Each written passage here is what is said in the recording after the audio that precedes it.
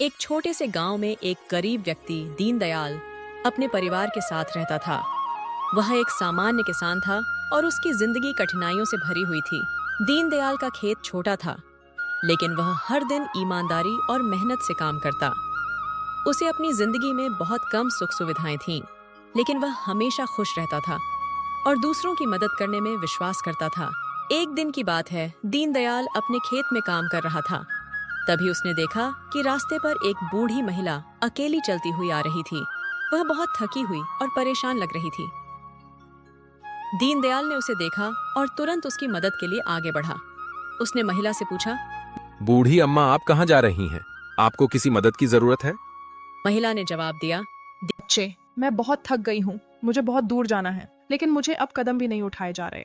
दीनदयाल ने बिना किसी संकोच के अपनी हल चलाने वाली बैलगाड़ी को रोका और उस महिला को गाड़ी में बिठाकर अपने घर ले आया। उसने महिला को गर्म खाना दिया, उसे आराम करने की जगह दी। महिला को दीनदयाल की मदद से बहुत आराम मिला। उसने उसका धन्यवाद किया। अगले दिन दीनदयाल जब अपने खेत पर काम करने जा रहा था, तो उसे रास्ते में वही महिला फिर दिखाई दी।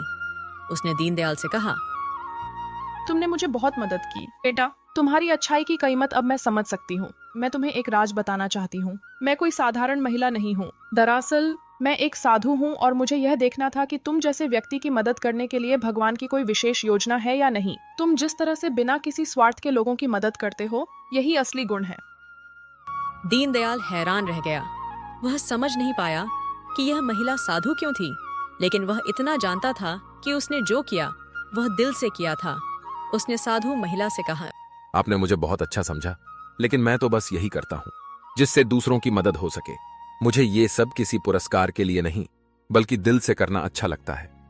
साधु महिला मुस्कुराई और बोली, तुम्हारी इस सरलता और दयालुता ने मुझे बहुत प्रभावित किया है। दीनदयाल, मैं तुम्हारे जीवन में एक खास आशीर्वाद लाती हूँ। तुम्हारे पास जो कुछ भी है वह और बढ़ेगा, और तुम्हारे द्वारा की गई अच्छाई का फल तुम्हें जरूर मिलेगा।